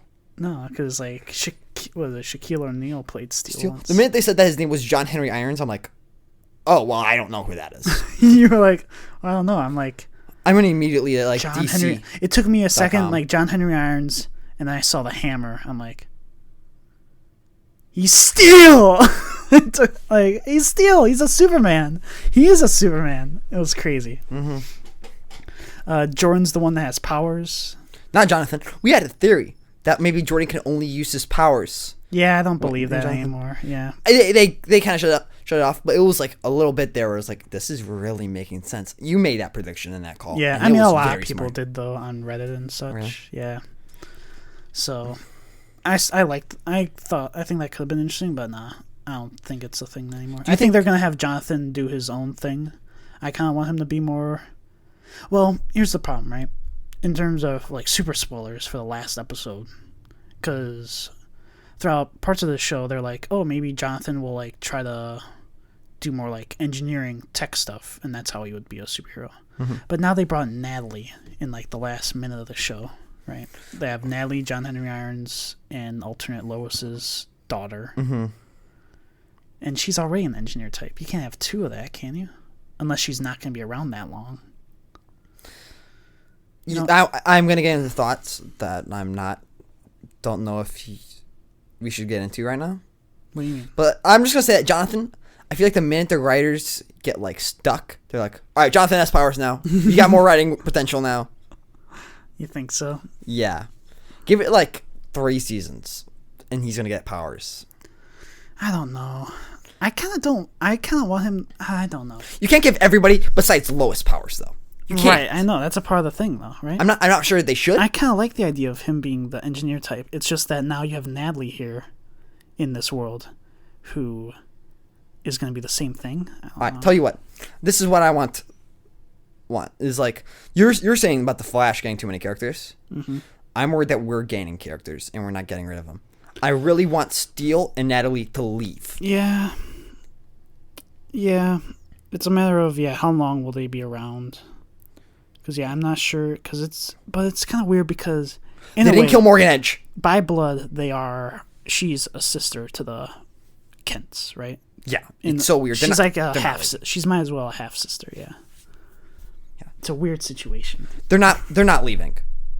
How did she get to that portal? Did she go up in space too? Yeah, she had a ship. You saw the pod. Did she leave her planet to die? Who knows? It leaves a plot hole, but it'll fill, right? Sure. Morgan Edge being. This whole show is about like family, which is interesting, which I guess is the overall theme, right? Because you have the super family, right? The primary super family of Clark, Lois, John, and Jordan. Mm-hmm. You have the extended family now of John Henry Irons and Natalie, right? Mm-hmm. You have General Lane, who's Superman's in-law, doing military stuff with the Department of Defense. Did you say we have the Langs as well? Well, Langs they're a different family. But you still see their family thing. Yeah, it's a family. That's another family involved in the show. Different and then family friends. And then you have Morgan Edge being Superman's half brother. Yeah. Right. Which was another twist that people didn't really expect because I don't think it had any sort of bearing in previous lore. Yeah, I was gonna say this, but because it had no bearing in previous lore, does it make sense? Is it like they kind of went so far off the path? I was like, I don't know if this is even a comic book character anymore. I was like, maybe the Eradicator is. I never looked at it. The Eradicator is. I think he's different than. He's more of just like a sentinel that was supposed to protect Krypton or something. I mean, I didn't read too much about it. I'm the guy that says I love the Mandarin twist in Iron Man 3. Mm-hmm. So I guess I don't have much legs to stand on for this. Mm-hmm. But you have to have some sort of thing. Then again, you couldn't have done Zod, right? I mean, the whole thing. It made sense that he was a Kryptonian because like quite a few people were like Morgan Edge could easily be Zod. Yeah. And I was among that where like he could be Zod. I don't know. Mm-hmm. But I think everybody knew that he must be Kryptonian because when he was putting the Kryptonian brains in people's minds, they would all just follow him. And it's like, why would they follow some human guy that was doing this, right? Mm-hmm. And it made sense that he's Kryptonian of some kind. Mm-hmm. And I think that was to add to the overall theme of family. That he's Superman's brother, right? So I don't think any of it didn't make sense. No, it made sense. I'm just like, could they have done it in a way where it's more comic? You still want to introduce new things. Like in a way, Jordan is new. He's a new thing. It's Jordan and Jonathan. Well, no, Jonathan is in the comics, but he's all in a different way. Usually it's Jonathan has the powers and he becomes Superboy. And I think recently he's been trying to take up the role of Superman in terms of comic books. Cool. So Jonathan is usually a new character, but not in this way, right? Where Jordan more has the role, and that's kind of the twist, right? Do you want to see Lex Luthor and maybe a pure-blooded half Superman, half Lex Luthor clone, and get like a true Superboy? They're already doing Superboy in Titans, I think. They are, I believe. Yeah. They do. You know what? They absolutely do. I don't know if I want the Lex Luthor from Supergirl to show up in this. That's why I'm saying that we probably won't. Ever. Right. I'm trying to think of what the villain would be next season. Or they can pull General Lane and just totally recast Lex Luthor and make it be like, this is a different Lex Luthor. But I think Lex Luthor has already appeared in the new season of Supergirl. Yeah. He's appeared in Earth Prime. Because this is all Earth Prime. In terms of this universe. Mm-hmm. And he's made appearances. So you'd have to do some explaining with that. I'm a big Lex Luthor guy. Lex Luthor may be my favorite supervillain of all time. In comic books. More than Thanos. I love Brainiac quite a bit. Lex Luthor's my guy, so I feel like It's just that most depictions of Lex Luthor are lackluster. Yeah.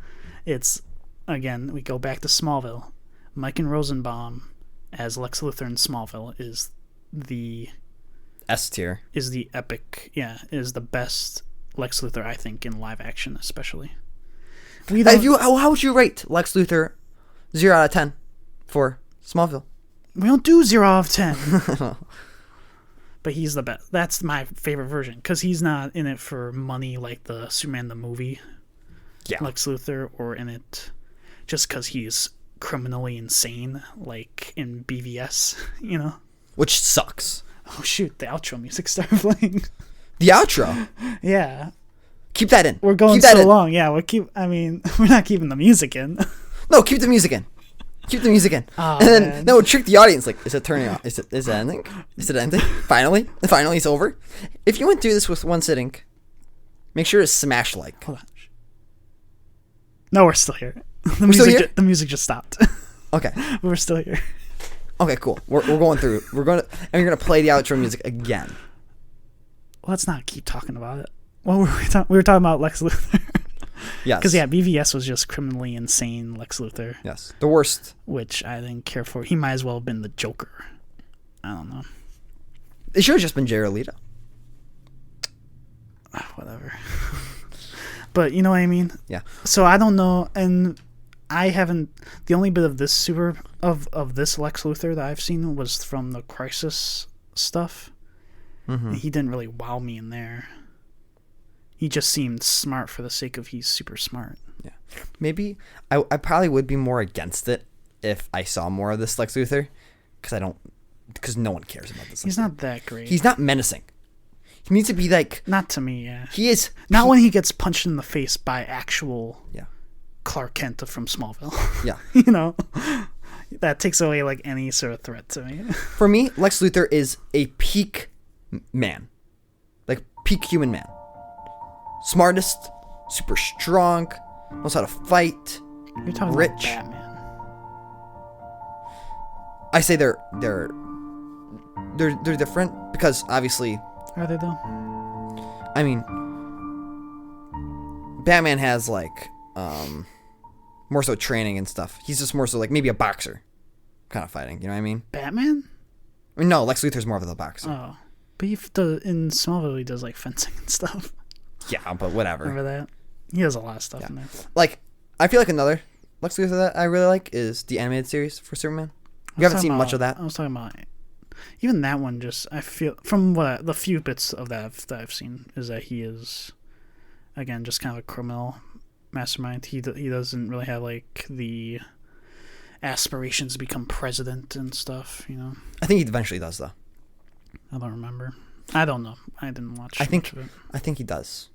I want to watch it, but then it got put on whatever DC Comics thing. Yeah, maybe someday we can watch it and then talk about it on the podcast. So you want Lex Luthor to show up? I kind of want Brainiac because Brainiac got. I don't know if he probably didn't. I'm not sure if he got cheated, but Brainiac was really cool in the show Krypton, which was like a prequel Superman show on Sci-Fi. Yeah, on Sci-Fi that took place with Kal-El's grandfather. Mm-hmm. And that Brainiac was really cool. I kind of wish we saw more of that. Outside of that, because I don't know, they seem to. It's also possible they want to do more of their own characters, right? Which is I feel like if you bring in your Lex Luthor, if you bring in your Zod and stuff, like they make a big deal about those characters. Mm-hmm. There's kind of a man to uphold, kind of a standard that if you do not cross this line of good, you're immediately like the worst, and everybody's gonna trash on it. So if you do your own thing, maybe they give more leeway and stuff. Okay. More freedom, and at least the lesser known stuff, right? Yeah, like they get their Steel because no one knows Steel. Not too many people know. You go pretend like you're the person that doesn't know anything about Steel. We're not doing this. Oh wait, that's both of us because none of us know about Steel. I know a bit about Steel. I don't know. Shaquille O'Neal played him once in some television movie. I don't think they're going to do a whole lot of pre-existing characters. Okay. Because they did Kilgrave for an episode, who was a pretty don't know about iconic, but he's a classic Superman villain. Oh yeah. He's like a low, yeah. He's a low tier Superman villain. Yeah, they did that flashback episode. Remember that? Which was, I think, I stand by that was probably the best in the series. Really, you think so? I don't know if I would. I'm not sure what I think the best episode is in the show. I almost have to look back because it's been over the course of so long. Unlike a lot of these streaming shows, where it's hard to say. Mm-hmm. But yeah, I really like this show. What other things do I have to review about it? So we talked about Morganage, Steel. Poor Jor-El and Fortress of Solitude. Rip Fortress of Solitude. You freak about that, but then when Martha dies, you're like, this is fine. Well, they did that right off the bat. They're like, let's kill Martha just right away to vacate the house almost. Yeah. So they have an excuse to move back. Yeah, which is sad. But because that's Jordan's namesake is Jor-El, right? Yeah. Too bad Jonathan. If I felt bad for Jonathan in terms of he never got shown the Fortress of Solitude and stuff. Like, it's still his heritage in a way, just because he doesn't have powers. you know, right? Yeah, it's kind of weird to me. He just doesn't get to see that stuff.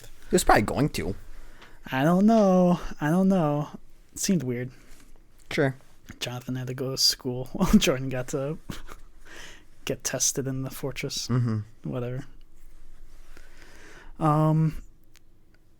What's Morgan Edge's real name? It was something Row. Pharaoh Row? Delta Row? Something like that. I don't know. I know one of them was like Zeta Row. Yeah. I think that was his dad.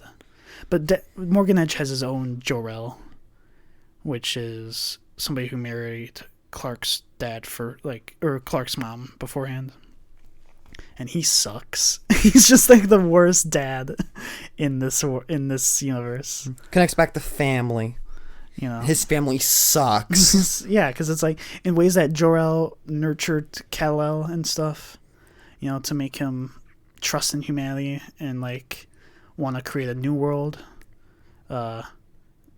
Morgan Edge's dad was all about tearing down his confidence and try to just inflict pain upon him to make him stronger and just lose any confidence in humans and stuff like that. Yeah. And Morgan Edge also, he was alive. He knew Krypton. He was old enough to remember Krypton before it was blown up. So it's kind of that point where it's again that point of Kal-El is the last son of Krypton. So he doesn't have to bear its flaws, which any other Kryptonian kind of does. Which I think is some of the point, which is he's kind of pure and exactly. But they still try to play it off like, oh, Supergirl can be okay. What do you think is the best Jor-El? I like really all Jor-Els. I haven't had a version of Jor-El I haven't disliked. I like when Jor-El first showed up. It's like, oh my gosh, it's that actor. Look at him, it's him. Right, because they got Angus McFadden, who is like in so many things. He's in Braveheart. He's in Turn. He's in Chuck. Remember? Yeah. He's in so many different things. Yeah, it was fun. It was like that was like kind of it's that actor. It's him. And then Morgan just smashes the crystal. And they give him a barrel though under his favorite. They do sunniest tree, and then it's like, well, he was in Antarctica, so he probably doesn't really like sun. Or I don't know about that. Does he like sun? Well, they all have to like sun because that's how they get their powers. Oh, you think so? Sure. Okay. How did you feel about the whole plot about downloading Kryptonians into people's brains? Do you think it felt a little convoluted? I feel like it was like... I think there was a point when it was done to death. It's like, okay, you guys are doing that. And then they stop him from doing it, and then he puts them all in his brain. And then just starts doing it from there. That's when it got a little bit off the rails. Oh, yeah. Yeah. But even still, it's like... It made some sense, right? Do you think there's any future for Morgan Edge? Whatever row? Sadly, yes. I wish there wasn't. Oh, really? But I think I told you. I think they're just gonna be adding characters, and that will be the downfall of the show. They didn't do any Phantom Zone with him, did they? That's what I was thinking they were gonna do. Right. I think he's just locked up somewhere. Are those military guards okay? Leslie, because he kind of he's like Lieutenant Leslie, right? Mm-hmm. Steel throws his hammer at the military guards, and they kind of like fall. But they're probably not dead. Would they still have the consciousness? I thought it was weird because they had Kryptonian powers and stuff, right? So they're like invulnerable and stuff. They still were wearing helmets. Yeah. I thought that was a little odd. Yeah. If I had a plot hole in this whole show, it's that the people with Kryptonian powers still were wearing helmets. Their military helmets. Mm-hmm. It was also weird to me because this is all the finale. I think the finale could be the weakest episode. Maybe. I don't know. I thought it was just the small parts of the finale where, yeah, they're like, oh, he's got the Kryptonian Defense Council. You guys are doomed now. You're screwed now, you know. Mm-hmm. But they just kind of throw them around. It didn't really do much. Yeah. They didn't say anything like, here's our put in any strategy. They're just like, they're basically just like thralls. Yeah. Which was kind of weird to me. Mm-hmm. I was getting a little scared until I saw them. I'm like, oh, they're going to be nobodies. Right. They're still wearing their military clothes. If they made them all like, oh, it's Lana, General Lang, Kyle, a bunch of characters, and then maybe make them real characters, and it's like, oh, this is a dangerous, but it's just like random mm-hmm. soldiers under Lane's command, mm-hmm. and it's like, these guys are just thralls, aren't they? Yes. Yeah. They were going to... Speaking of turning those characters into Kryptonians, I thought Lana was going to die. Oh, really? In that one scene where it's like, I'm going to download one of the brains of... Oh, when she became Kal-El's mother? Yeah, I was like, she's dying. She became Lara for a bit. I'm like, she's dying. I didn't think she would die. I did like the arc of her family, though, of the Langs family. Yeah, the Langs had an interesting arc. We call them as if they're Langs. They do not have the last name Lang anymore. Oh, the Cushings? Yeah, the Cushings. Right. Well, whatever. We'll call them Langs. The Langs. Because that's... That's right. It's not Sarah Lang. It's Sarah Cushing. Yeah. I don't know why that sounds weird. Whatever. But yeah, they have an interesting arc in terms of Kyle being kind of a not great dad, but then... He turns it around. But then with the Kents being around, he does it. He becomes good. Because the Kents are awesome. Yes. Very, very fun. That was a good arc. A lot of these characters had great arcs, and it felt very believable. Mm-hmm. And not rushed, which is really, really cool. Yeah. I thought it was a fun tie-in from like the first episode of how Jordan gets comforted by his mother and stuff. That was good. Sure. I kind of preferred it if Jonathan went into his brain. Because again, give Jonathan something to do. Yeah. You know? Make him important. Except he had to he got to shoot Jordan once with the Kilgrave gun. Mm-hmm. And then immediately lost that somehow. Yeah. I feel like this show will eventually turn bad. And we didn't bring it up yet, but because Jordan gets Morgan Edge's dad downloaded into his brain. Mm-hmm. So he has full Kryptonian powers at a point. He can fly and he can use his laser vision and whatever he wants. He's got all the powers that you need that a Kryptonian would have. Because throughout the whole rest of the show, they're like, he's not fully charged. You know, but in that finale, it's like he's fully charged, and then he loses the consciousness, and he's floating with Jonathan for a second or two, and then he floats slowly down, and they don't say whether now he has full powers or not. Yeah, and that drives me nuts. That does really? Does he have full power? Because they could easily say that. Yeah, that's he has the cliffhanger powers. that they left with, not the fact that I thought he was going to reveal to Sarah at the end when they're just out on their own that he was going to start flying, the same as they show Clark do it with Lois. I could have swore that was what was about to happen, but no, they just kiss or something. I thought they were going to be kissing and then they start flying or something. I could have swore that was going to happen, but then it didn't happen. That was almost, to me, that was almost a twist unto itself that he didn't do that. Sure. I can't believe, do you think he can fly now? I mean, he probably doesn't know how, but he has the capability to now. I don't know. It's just... No flights and no tights. I just can't believe they didn't indicate whether or not Because usually in these shows, like when in Smallville, when he could fly when he was possessed for an episode, it's like, oh yeah, I could fly, but now I can't. And here they just don't even reference that. Oh yeah, he flew. I think sometimes they release extended episodes on like the app or something for CW. I might need to see if there's anything extended referencing that. They won't let that. Because it's wild to me that there's like, he was flying and he had full powers. Nobody's going to reference that?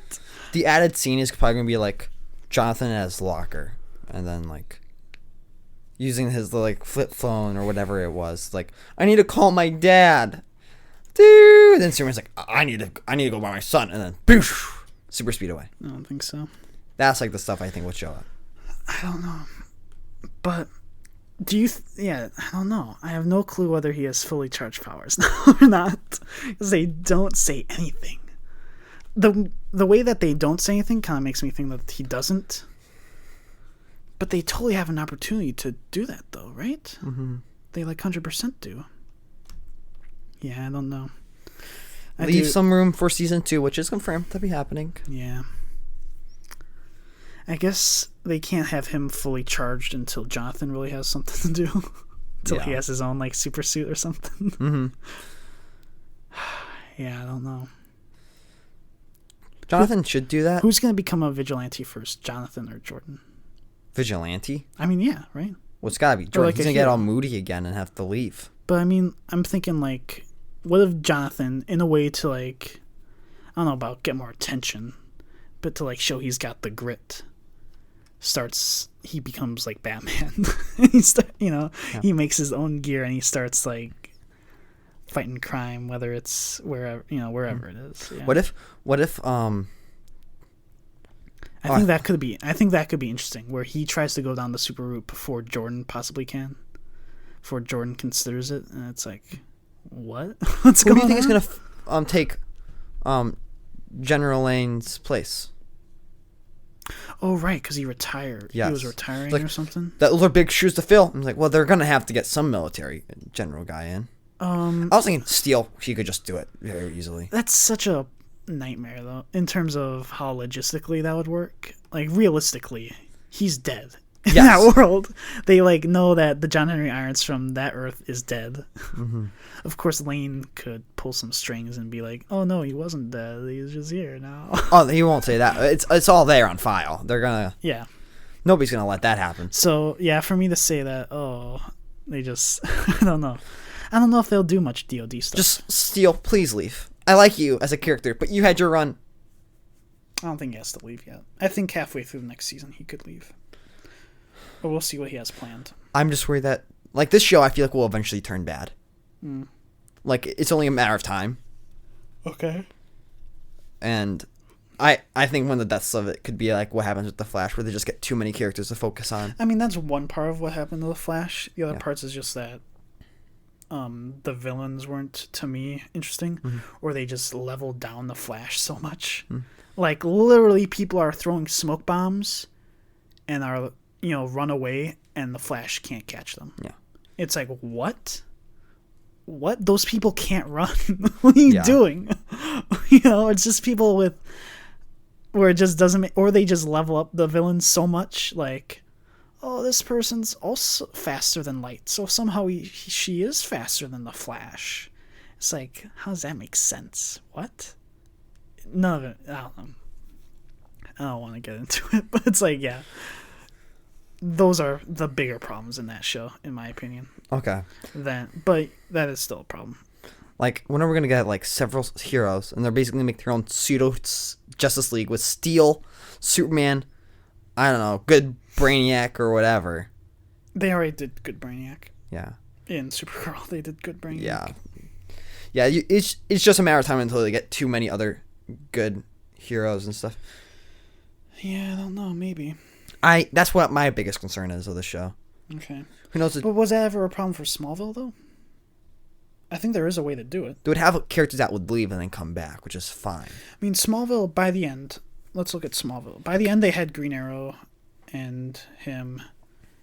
And was there anybody else? I'm trying to remember. I guess not really. No. They? I mean, they swapped characters, kind of making the season seem fresh and stuff. Right. But you don't still have Pete in season 10. That's true. But then you have Chloe, though. Chloe, well, that was the only other character besides Superman himself that was in the whole show. Okay. Sure. I mean, you got whatever that one family was that was like, I'm the Luthers, but not. We're the other Luthers. What were they called? I think it starts with K. I don't know. You figure it out, Queens? audience. No, it was the other rich family that was like, we want all the Infinity Stones. Was that season? Oh, no, they were Teagues. Yeah, the Teagues. That was only one season. I know, but still, they got the rotating cast and they kill them off, and then they bring in new people and stuff. Oh, and then you have Sam Witwer as Doomsday. Yeah. Then they got like Zod and stuff. Sure. But I feel like they're only just going to add characters to this show, and that's what's going to kill it. I don't know. I've got hopes for it yet. You know, you're going to have, if it's like any of those other shows, it's going to be 2 or 3 seasons yet, but this show is already so radically different from any of the other Arrowverse shows. That's true. It's like so radically different in terms of production and quality and all that. Mm-hmm. You know, it's just, to me, it's a matter of money, whether they can keep it up.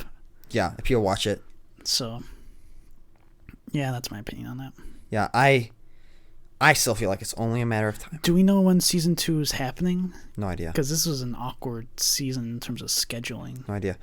Hopefully it gets on Netflix. I feel like that would be the saving grace for this show. Maybe. Get this on Netflix as soon as possible, and you'll get your fan base back. Sure. I I know, I don't think we talked about this, but I think there was an episode in the show where Clark was like, I've never had family here before, like Kryptonian family, and the Supergirl fan base, I think, flipped out and tried to like tank the show like artificially, like trolling it and stuff, which is dumb.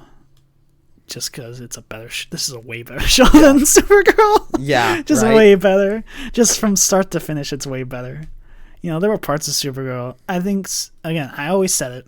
I think I've said it before on the podcast. Supergirl would have been better if it was post Death of Superman. Mm-hmm. But as soon as you say, "Oh, Superman's around in this world," people want Superman. Mm-hmm.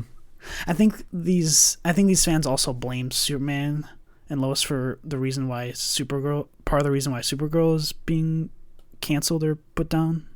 Put down. Look at a dog. Put down. A dog. You know, taken down. You know, put down. we're gonna say when a show is canceled now, it's being put down. That's our new thing. Captain America 4, it might be put down. Anthony Mackie, you might get put down. Who knows? We love you, Anthony Mackie. What? We love Anthony Mackie on the podcast. Oh man. What was they saying? Oh yeah, they were blaming that show being ended. So yeah. But yeah, like I said, as soon as you put Superman in the same world as that show, people just want to see Superman. It's the same thing for Batwoman. As soon as you say, "Oh, Batman could be around in this world," people want to see Batman. Yeah. They care about Batman way more than any of this Batwoman stuff. Yeah. That's just how it goes. Same thing kind of with Titans, I would imagine. But they also did Batman like in the first or second season, I think. I mean, you're not going to have Robin not have Batman for a little bit, you know. I mean, the animated Teen Titans, I don't think did any Batman, did they? Well, that's because there's other Batman stories that was going on at the same time. Sure. And this had Cyborg, other characters that were worthwhile. Sure. Yeah, okay. But yeah, like I said, this show is very different. I've got high hopes for it. I'm not going to set them unrealistically high, hopefully. Mm-hmm.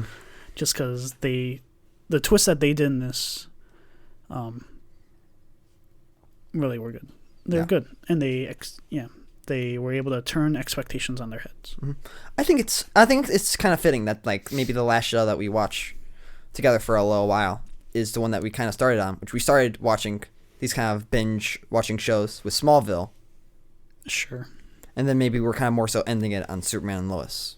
Okay. Which I think is kind of cool. Sure. That's me. Obviously, not going anywhere that we won't be able to do that stuff, but Right. it's interesting. Yeah, and we can end it with that suit. So yeah, they have like the original Superman suit, right? Yeah, pretty good. What do you want to rate it? We already did rate these. I want to change mine back to a 0. No, it's too late. It's already entered into the system. So Sorry, yeah, it's it's 1 and 1. It gets a 3. Superman Lois, best show so far of 2021. We're gonna do awards at the end of the year, probably. Yeah. Yeah, we are. And right now, this is contender for best show, best TV show. Is Mando on that list though? Mando, I've got to decide. I think. Yeah, we have to decide whether the premiere or the finale has to be within the year. Are we gonna get Are we gonna give it like a council? Like we're gonna have several people? Like No, it's just us. Just us deciding the awards. Yeah, maybe we put some polls out, but nobody's gonna do our polls. Oh yeah, we're not doing. Fans can't decide that. All right, so Mob rule does not dictate the awards. This FTL podcast, no. Yeah. All right, so that's the end of our Superman Lois review. Watch it, definitely watch it. So upcoming podcast news. I finally finished reading Dune, the book Dune. Mm-hmm. So we will be watching David Lynch's Dune this week, and we'll include a review and discussion about our hopes for the new Dune saga. You said that because you said that they released a name for the second Dune in this thing, but did they say like for sure that they're doing it? I don't know. I mean, all that they said that Zendaya's more the main character than the regular guy. And yeah, I've got words to say on that as to why they probably say that. After finishing the book, I'm like, I think I know why that would be. Yeah. So obviously they have a pretty clear picture in mind for the sequel. Yeah. So yeah, and then we're gonna be separate for a while. We're still gonna try to do podcasts, but it's possible that we might go bi-weekly or something, right? I don't know. We'll see how it goes. It depends if we get this podcast working remotely. Right. We need to test that out. So. Yeah. Anything else that you've got? The show will eventually turn bad, but so far it's good. This show? Superman Lois. Oh, I thought you were talking about the Fast and Lights podcast. Bad Batch is really great too. Watch that. Thanks for listening to this episode of the Fast and the Lightspeed podcast. Check us out on Twitter at @CatLightspeed. It's in the description. Posting news and stuff about the show. This has been your Captain Kenny with my executive officer, Joey. and this has been the Faster Than Lightspeed podcast. See you all in season 3. Oh my god.